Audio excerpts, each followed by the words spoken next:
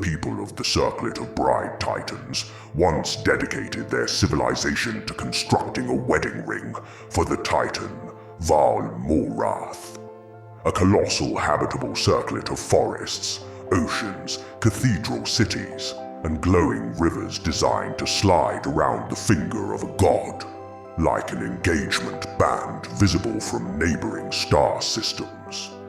The people of the Circlet claimed their civilization began with the fire of Olympus itself.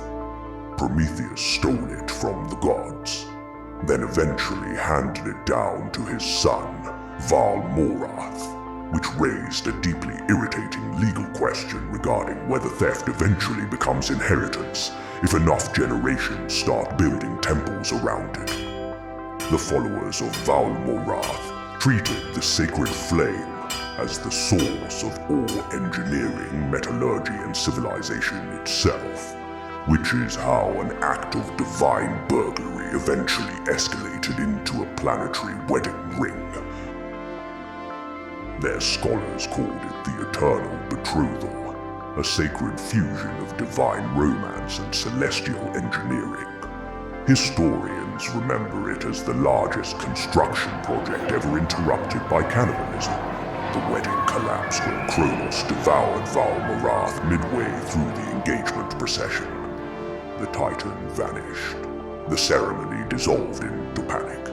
When we finally arrived, the inhabitants had already abandoned the district in terror, leaving behind carts, jewelry, tax records, and approximately 14 centuries of increasingly desperate Titan-themed marriage theology.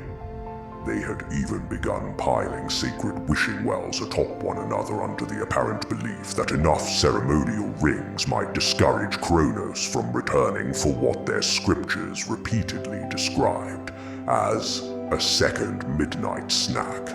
The Necronomicon, meanwhile, spent nearly 40 minutes convinced the entire civilization had been founded by Sonic the Hedgehog. Unfortunately, the Circlet had been designed for Titans rather than ordinary inhabitants. Artificial rivers failed, atmospheric engines malfunctioned, entire agricultural sectors collapsed beneath unstable sunlight cycles. And since no civilization enjoys admitting it accidentally built its economy inside a cosmic wedding ring, the surviving priesthood instead concluded the structure itself required a new Titan husband in order to survive. For centuries, the people of the Circlet searched the stars for what they called the successor bridegroom, a divine being capable of restoring the ring's failing systems through sacred union. Their voyages were guided by the celestial eye of betrothal, a holy black oracle suspended beneath the central cathedral, whose prophecies directed the civilization across the void. In truth, it was a magic 8-ball vomited up by a space worm. By the time we reached the inner curve of Oth-Sur, I was still operating under the charitable assumption that this expedition possessed a scholarly purpose. The Necronomicon had informed me, through a series of page convulsions and smug ocular contractions, that somewhere inside the Circlet's oldest Covenant engines there survived a forbidden Titan folio titled How to Make Ring Worlds Without Hephaestus.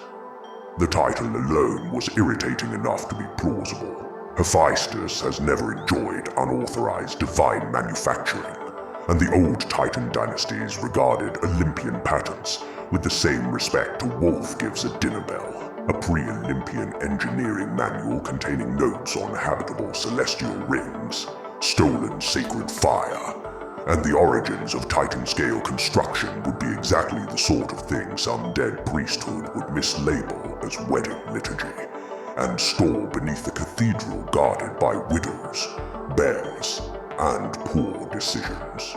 So yes, I followed the book, reluctantly. One does not simply walk into an abandoned Titan artifact and begin licking the inscriptions like a graduate student with funding.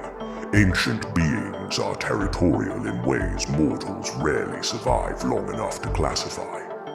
Eldritch gods, titans, primordials, star kings, dreamworms, and certain aristocratic trees all maintain jurisdictions across reality, and those jurisdictions often remain legally active after the owner has been eaten, dismembered, married into a different pantheon, or transformed into weather.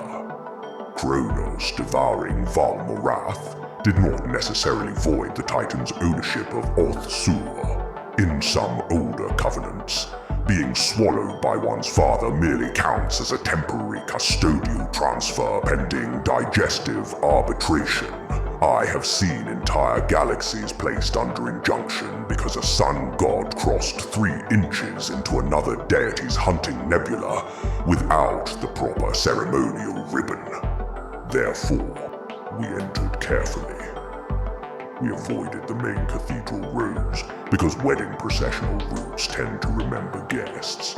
We bypassed the old bridal towers because abandoned love monuments are often full of curses, birds, or worse, inscriptions.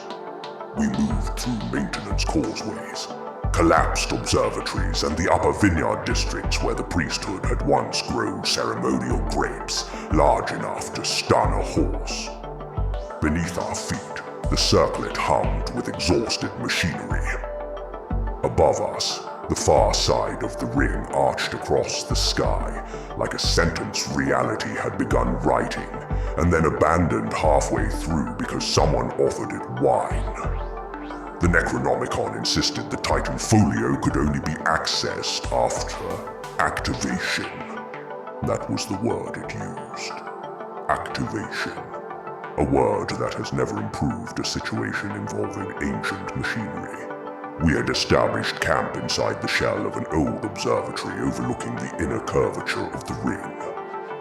The previous occupants had fled in a hurry, which one could infer from the overturned furniture, the abandoned tea service, and the warning sign outside that said, "Beware of falling wedding statues," with an arrow pointing directly at several fallen wedding statues. The fire burned between us. I had acquired a chair from a condemned honeymoon suite.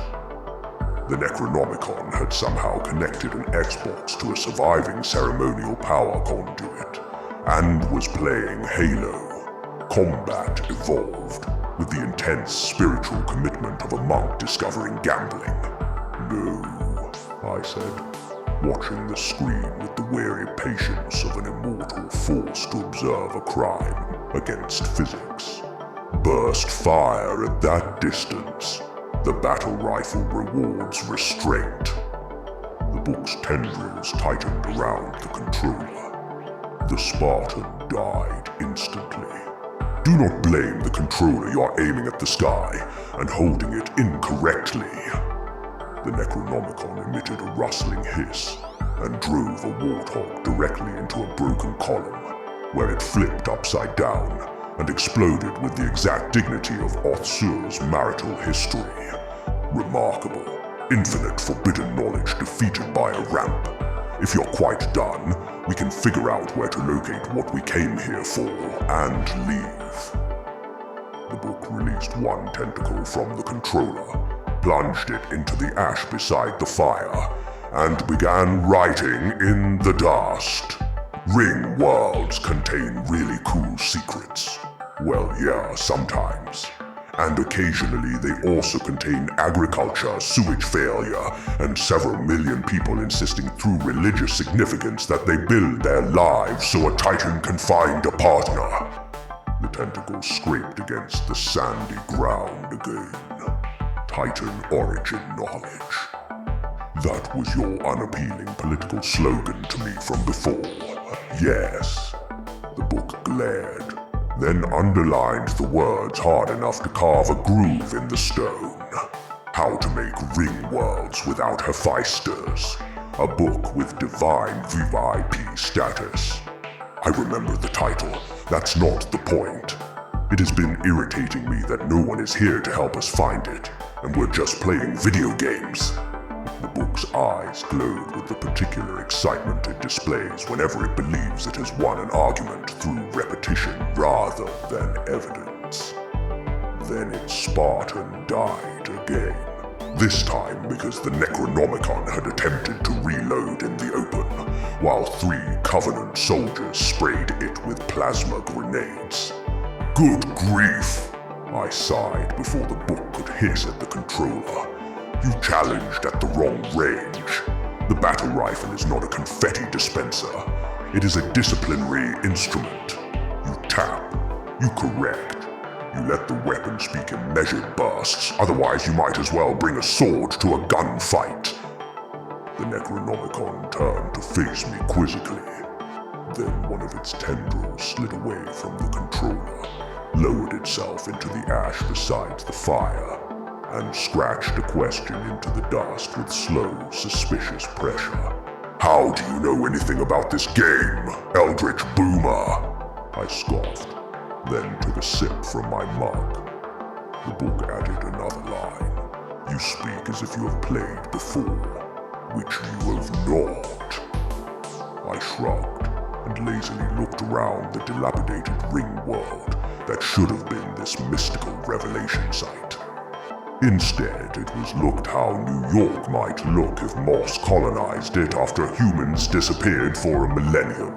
You know, when the first Xbox entered the library, Lovecraft attempted to classify it as a devotional shrine, because mortals kept gathering around it after dinner with snacks and competitive rage. Dewey called it a training simulator. Madeline called it a productivity hazard. Croissant Shan tried to bake the disc because she thought combat evolved sounded like an aggressive casserole. I alone recognized it for what it was. The book waited for a further explanation. I leaned forward, firelight catching the rim of my cup. Ball! The Necronomicon blinked all 4 eyes at different increments. Yes, I declared, I know ball. The phrase sat there between us, hideous and perfect, like a philosopher's skull wearing sunglasses. I know vehicle momentum. I know map control. I know that if you charge a sniper with a plasma pistol and religious confidence, the universe will not reward your bravery. It will file your remains under avoidable. I know that grenades bounce, rockets have opinions, and the warthog is less a vehicle than a marital dispute with wheels. I have known ball since mortals first discovered that any round object could become either sport, weapon, or lawsuit, depending on the available witnesses. The Necronomicon's pages fluttered in what I suspected was reluctant respect. Do not look impressed. This is not wisdom. It's basically pattern recognition. And now that I've answered your question, you will answer mine. Are you sure the folio exists here? Yes, it's scribbled in the sand. I asked a follow-up. And you are absolutely certain it discusses the origins of Titan craft? Yes. And you are absolutely certain we need to activate the ring to access it? The tentacle hovered, as if an invisible barrier prevented it from writing more. The Necronomicon is many things. Arrogant, predatory, theatrically literate, and occasionally moist for reasons I've learned never to investigate. It is rarely hesitant when telling the truth. Hesitation in a forbidden book is the moral equivalent of a senator clearing his throat near an offshore account. The tentacle lowered again. Well, I mean probably. I put my Eldritch Chips bag down, leaned towards the book, and gave it an accusatory look. What do you mean, probably? The book returned 3 tendrils to the controller and pretended to adjust its grip. No, old friend. We are not doing this. You dragged me across a derelict Titan wedding ring with active Covenant law, corpse bride theology, and gravitationally unstable bridal districts because you had evidence. You told me this place contained forbidden knowledge. It it wrote faster now. It does. Knowledge you personally verified.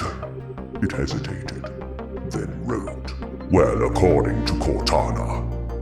I sat there for a moment while the fire popped. The television hummed, and somewhere in the distance a collapsing statue of Valmarath's left hand tumbled into an orchard with the faint thunder of divine symbolism losing balance. At last I understood. The Necronomicon had sought less forbidden knowledge than confirmation. It had seen a ring in space, played 3 hours of Halo, and decided that Oth-Sur's dead bridal infrastructure might be an ancient superweapon awaiting activation. The folio, the Titan origins, the Hephaestus loophole, all of it may have existed somewhere within the Circlet's archives, because dead civilizations never miss an opportunity to leave dangerous reading material in inconvenient places. Yet the book's true interest was embarrassingly obvious. It wanted to know how the ring turned on. Worse, it wanted ideas. You lied to me, I stated flatly. The Necronomicon did not look at me. You used Titan scholarship as bait. The book's upper left eye slid towards the television. You wanted to play Halo on an actual ring world because you thought it would inspire you. The warthog exploded again on screen. I leaned back into my stolen chair, cup in hand, and watched the forbidden Book of the Dead attempt to reverse a military vehicle out of a ravine. The Necronomicon returned to its game with the moral seriousness of a priest mishandling artillery. Its tendrils tightened around the controller, all 4 eyes fixed upon the glowing screen, while its Spartan crouched behind a rock with the confidence of a scholar hiding from criticism. The expedition had failed to provide it with a superweapon, an activation sequence, a Titan engineering folio, or whatever deranged martial theology it had extracted from Cortana's voice lines. Naturally, it responded by pretending none of this had happened and driving a warthog into the same fractured column for the 8th time. I remained in my chair for a while, watching the ring curve above us through the broken roof of the observatory. Oth-Sur hung overhead in pieces, her dead wedding band wrapped around a dead promise. Forest sectors had browned into brittle scars. The rivers no longer glowed. Cathedral District floated out of alignment, still beautiful in the way abandoned temples are beautiful when no one remains alive to be disappointed by the maintenance budget. Somewhere far across the inner arc, a bridal tower collapsed by inches, releasing a small cloud of silver dust into the artificial night. The book's pages hissed at the screen. "No," I said without much force. "That is a wall. Whatever." I trailed off, talking more to myself as it continued being immersed in the game. For once, I let it. Something in the central hall had continued speaking long after speech had ceased to have an audience. I had heard it beneath the game's gunfire, beneath the fire, beneath the faint grinding of dead machinery trying to remember its purpose. A little ceremonial voice, cheerful with old programming, repeating itself from the cathedral below. I rose from the chair. The Necronomicon did not look away from the screen. Of course it did not. The living are often most loyal to distraction when the dead ask to be witnessed. I descended through the observatory's rear passage, past toppled statues of Valmarath, holding out one enormous hand for a bride who had never arrived. The walls were carved with processional scenes, priests carrying flowers, engineers igniting engines, singers with mouths open in hymns no throat remembered. There were murals of oceans being poured into the circlet, vineyards planted along the inner curve, children scattering petals across avenues wide enough for gods to walk through without stepping on the furniture. They had built a world as a ring. They had mistaken scale for permanence, a common error. Mortals do it with empires. Gods do it with monuments. Titans naturally do it with jewelry. The main hall opened beneath the central cathedral, wide enough to shame a mountain. Its roof had cracked centuries ago, revealing the dark beyond the ring. Stars burned through the fracture like distant witnesses who had arrived too late and declined to intervene. At the far end of the hall, suspended inside a cradle of blackened gold, hung the celestial eye of betrothal, the sacred oracle, the holy guide, the divine instrument by which an entire civilization had navigated centuries of decline. A magic 8-ball coughed up by a space worm. It rotated slowly in its cradle, glossy and patient, its surface reflecting the dead hall in a warped circle. Around it, old machinery clicked in frail increments. A speaker embedded somewhere behind the altar crackled, and a metallic dragging 1,000 years of dust with it spoke in an unnaturally bright ceremonial tone, waiting for the bride, calibrating. A pause, processional alignment incomplete, calibrating. Another pause as I stood by. An exciting day is coming. The words echoed across the empty hall again and again and again. Waiting for the bride, calibrating. I stood beneath it for some time. There are many kinds of horror in the universe. Teeth are the least imaginative. Void, flame, plague, predation, the inevitable clerical errors of divine courts. All of these have their place, and most of them can at least be addressed with violence, paperwork, or a large enough hammer. But there is a particular obscenity in a machine that continues preparing for joy, after joy has departed the premises. The eye turned. Ceremonial atmosphere incomplete. Calibrating. It had no malice. That almost made it worse. It was only doing what it had been made to do, or what the priests had begged it to become after they forgot the difference between guidance and surrender. It waited for the bride.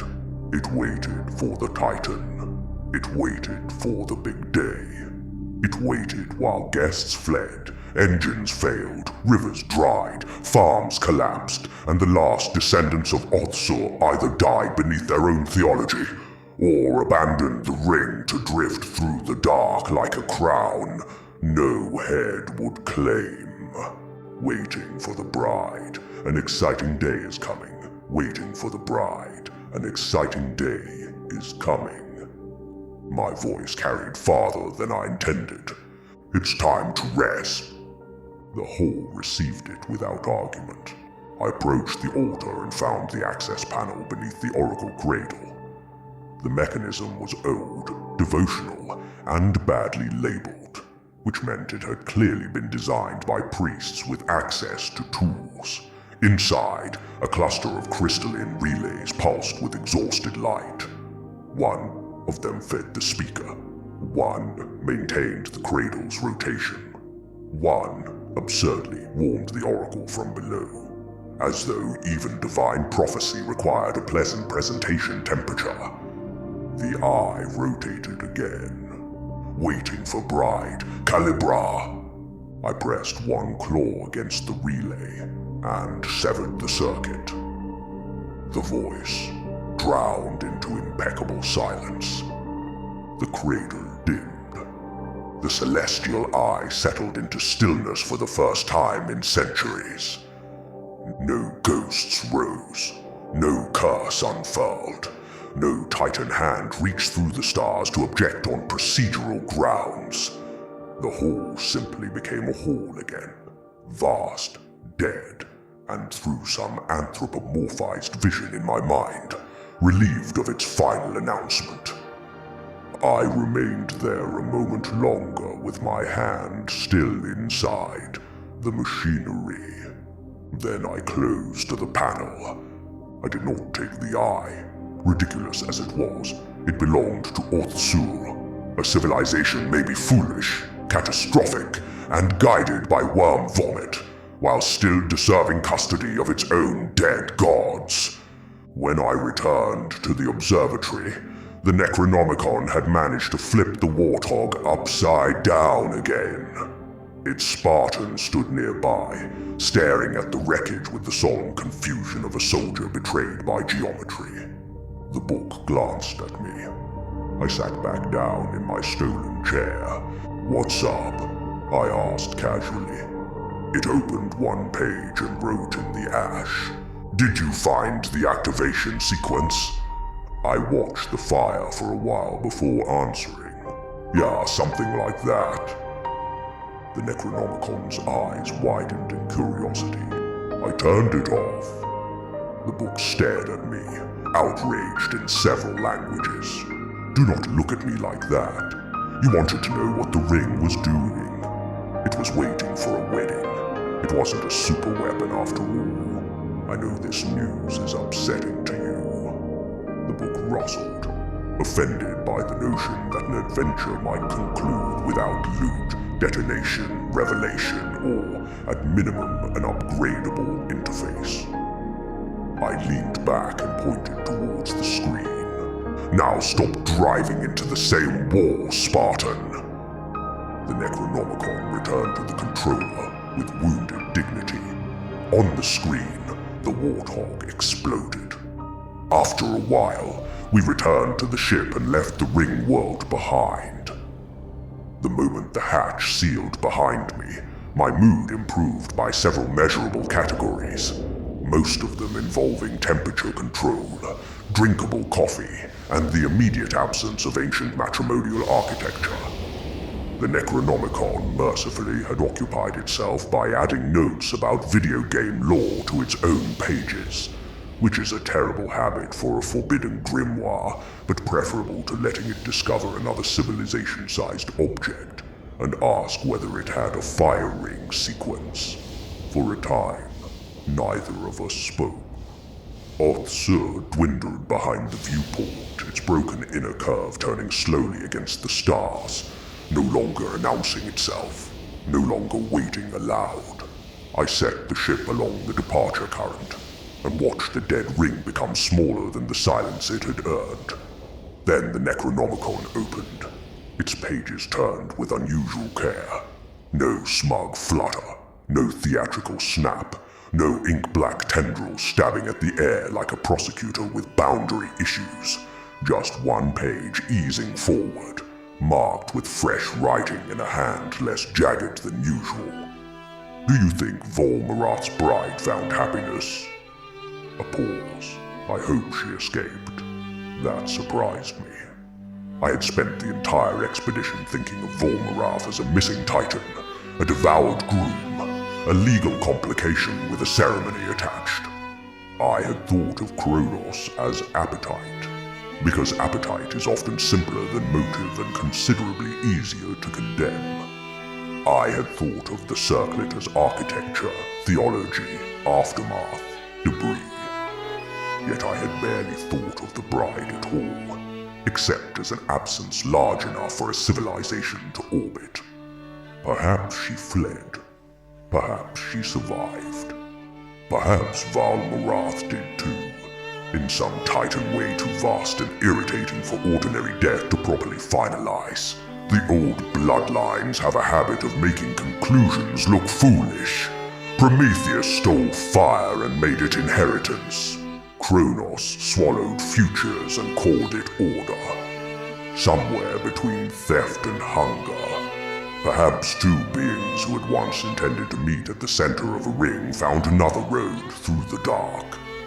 When we reached stability in the outer current, I gave the ship to autopilot. The Necronomicon waited. "I have no evidence," I said at last. Its four eyes dimmed a little, but I prefer to believe they found their way back to each other. The book closed very slowly.